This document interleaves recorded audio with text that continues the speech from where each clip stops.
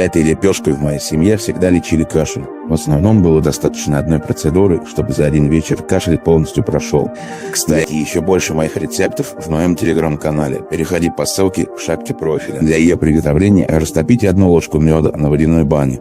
Добавьте 1 столовую ложку сухого порошка горчицы. Затем добавляем 3 столовых ложки муки и ложку подсолнечного масла.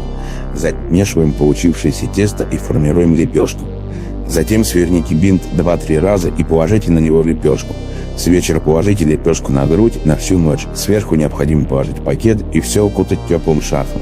Но если горчица попалась слишком жгучая, то эту лепешку среди ночи необходимо снять. Утром кашля как и не бывало. Пробуйте, ребята.